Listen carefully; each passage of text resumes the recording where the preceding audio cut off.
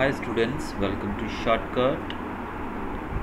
हम करने जा रहे हैं आज क्लास 10th की हिंदी की पुस्तक में से कविता जिसका नाम है जन्मभूमि, जिसको लिखा गया है सुमित्रा नंदन पंत के द्वारा। अब यहाँ पर जो आपके स्क्रीन पर देख रहे हैं ये सुमित्रा नंदन पंत जी की तस्वीर है। अब ये कविता जो है, ये कविता हमारी जन्मभूमि यानी कि भारत का गुणगान करते हुए, भारत के महत्वता का वर्णन करते हुए सुमित्रा नंदन पंत जी के द्वारा लिखी गई है। अब यहाँ पर कवि क्या कहते हैं वो हम देखते हैं। अब ये कविता जो है, इसमें कवि ने देश की जो स्पेशलिटीज़, जो यूनिकनेस है, उसको एक एक करके समझाया है।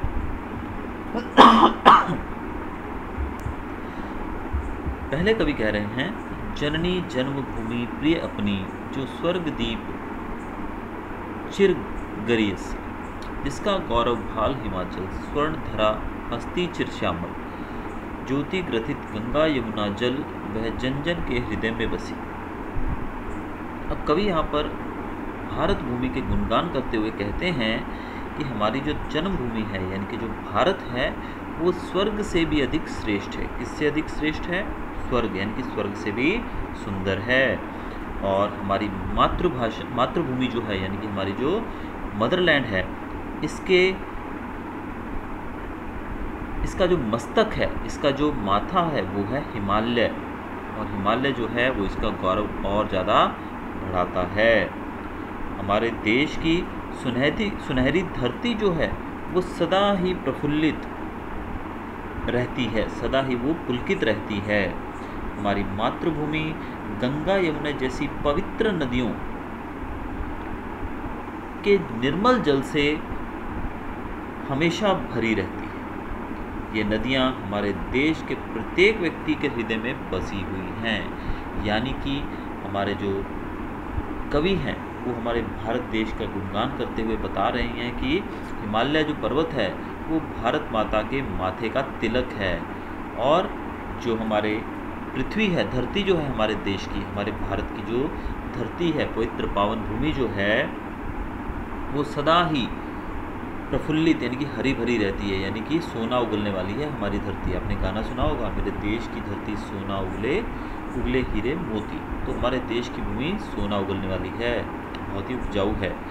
आगे ये भारत देश, ये वो भारत देश है जहाँ पर गंगा यमुना जैसी पवित्र नदियाँ हमेशा बहती हैं और हर एक जन जन के दिल में ये वास करती हैं।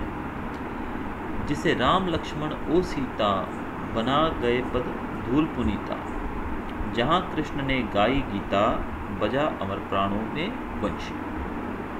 अब यहाँ पर कवि कहना चाहते हैं कि हमारी मातृभूमि जो है वो भारत है, और ये मर्यादा पुरुषोत्तम राम जो हैं और उनके भ्राता, उनके भाई जो लक्ष्मण और सीता माता, इनके चरणों की धूल से पवित्र धरती हुई है हमारी। यानी कि यहाँ पर राम लक्ष्मण और सीता जैसे जो महापुरुष और सीता माता जैसी जो देश देवी हम कहें वो पैदा हुई थी, उनके चरणों की धूल जो है वो इस मिट्टी में मिली हुई है, तो इस कारण से मिट्टी बहुत ही पवित्र है। इसी भूमि में भगवान श्री कृष्ण ने अपनी बंसी की धुन से हर एक व्यक्ति के हृदय में, जन जन के हृदय में अपनी अमिट छाप छोड़ी है। यानी कि आज हम सब लोग श्री कृष्ण को तो बहुत ज़्यादा याद करते हैं, उनकी बहुत ज़्यादा हम लोग उनको जानते हैं, हर एक व्यक्ति उनको जानता है। तो उनकी बंसुरी के बारे में कौन नहीं जानता, उनकी नटखट जो बाल कलाएँ थी, बाल लीलाएँ थी, उनके बारे में कौन नहीं जानता है। और श्री कृष्ण ने जो भगवद गीता है उस काव्य के द्वारा लोगों को संदेश दिया है, उपदेश दिया है। किसके द्वारा? भगवद गीता की बात की जा रही है। तो इस प्रकार से कवि यहाँ पर दूसरे पहरे में हमें भारत भूमि की पवित्रता, जो कि राम लक्ष्मण और सीता माता के चरणों की धूल के कारण पवित्र हो गई है धरती, उसके बारे में बताते हैं। और श्री कृष्ण किस प्रकार से वो जन जन के हृदय में बसे हुए हैं और उन्होंने श्रीमद् भगवद गीता का किस प्रकार से उपदेश हमें दिया है, वो भी हमें यहाँ से जानने को मिलता है। सावित्री राधा सी नारी, उतरी आभा देही प्यारी, शिला बनी तापस सुकुमारी, जड़ता बनी चेतना सरसी। अब यहाँ पर कवि क्या कहना चाहते हैं? कवि कह रहे हैं हमारे देश में सावित्री और राधा जैसी महान नारियां हुई थी, यानी कि भारत भूमि में ही सावित्री और राधा जैसी महान नारियों ने जन्म लिया है, जिनकी आभा से मानव जाति धन धन हो चुकी है। यानी कि इनकी आभा, इनके जो कार्य थे, इन्होंने जो कुछ किया, उससे भारत भूमि बहुत ही ज़्यादा गर्वान्वित महसूस करती है। सुकुमारी नारी तपस्विनी अहल्या शापवश शिला बन गई, और एक जीती जागती नारी चेतन से जड़ अर्थात निष्प्राण हो गई। सुकुमारी नारी तपस्विनी, इसकी बात कर रहे हैं, तपस्विनी अहिल्या की बात की जा रही है। अब अहिल्या जो थी वो शापवश, यानी कि उन्हें शाप दिया गया था, उस कारण से वो शिला बन गई थी। क्या बन गई थी? शिला, एक पत्थर बन गई थी। तो इस प्रकार एक जीती जागती नारी जो थी, यानी कि एक जीवित इंसान जो था, एक जीवित महिला जो थी, नारी जो थी, वो चेतन से जड़ बन गई थी। चेतन से जड़ मतलब वो जीवित से निर्जीव वस्तु बन गई थी, यानी कि एक शिला, एक पत्थर बनकर वो रह गई थी। शांति निकेतन जहाँ तपोवन, ध्यानावस्थित हो ऋषि मुनिगण, चिदनम में करते थे विचरण, जहाँ सत्य की किरणें बरसी। यहाँ कवि कहना चाहते हैं कि हमारी जो जन्मभूमि है, यानी कि भारत जो है, उसकी महिमा कुछ अलग ही है, कुछ निराली ही है। यहाँ शांति निकेतन जैसे तपोवन है, हम बात कर रहे हैं शांति निकेतन की, और शांति निकेतन जैसे तपोवन, ये वो तपोवन है जहाँ ज्ञानी ऋषि मुनि जो थे वो ध्यान लगाकर इस आभा मंडल में गोते लगाते थे, यानी कि अपनी तपस्या करते थे। कहाँ पर?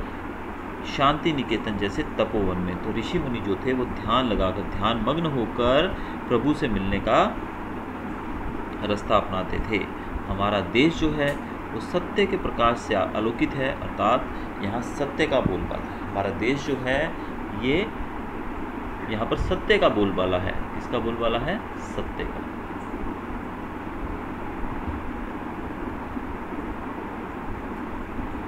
आज युद्ध जर्जर जगजीवन, पुनः करेगा मंत्रोच्चारण, वह वसुदेव बना कुटुंबकम, उसके मुख पर ज्योति नवलसी, जननी जन्मभूमि प्रिय अपनी, दो स्वर्गादपि चिरगरियसी। कवि अंतिम स्टांजा में कहना चाहते हैं आज पूरा विश्व जो है, पूरे विश्व के लोग जो हैं, उनका जीवन जो है वो युद्ध के कारण, यानी कि आप जानते हैं युद्ध का मतलब डायरेक्ट युद्ध से नहीं, लेकिन जो ये अफरा तफरी मची हुई है दुनिया में, यानी कि कुछ ना कुछ प्रॉब्लम्स दुनिया जो है वो फेस कर ही रही है। हर एक देश के अंदर कुछ ना कुछ तो समस्याएं हैं ही। इसके कारण लोगों का जीवन जो है वो बहुत ही ज़्यादा मुश्किल में पड़ चुका है। हमारा देश जो है वो मानव जाति को युद्ध से छुटकारा दिलाने के लिए आज भी, पहले तो हम भारतीय, आप जानते हैं दुनिया में कैसा मुल्क है जिसने कभी भी किसी देश के ऊपर अटैक नहीं किया, ना ही किसी देश को जीतने की कोशिश की। हमारे आजू बाजू के देश जो हैं, आप जानते हैं हम लोग कितने प्यार से इन लोगों से भी पेश आते हैं। पाकिस्तान जैसे कंट्री, इवन छोटे मोटे कंट्रीज, वो भी हमको आंखें दिखाते हैं, लेकिन हम बड़े प्यार से उन सबको हैंडल करते हैं। तो भारत जो है आज भी युद्ध जो है वो कहीं भी नहीं चाहता है, और शांति का संदेश लेकर ही भारत चलता है आज भी। वह पृथ्वी पर रहने वाले सभी लोगों को एक साथ मिलजुल कर रहने की सलाह देता है। यानी भारत जो है वसुदेव कुटुंबकम पे काम करता है, यानी कि the world is a family. ये जो पूरा विश्व है, भले हमने दीवारें खींच दी हैं बीच बीच में, हमने भले ही मुल्क बना दिए हैं, बाउंड्रीज बना दी है, लेकिन the world is a family. हम सबको एक फैमिली की तरह लेकर चलते हैं, और भारत जो है इसी का एक प्रचारक बन चुका है।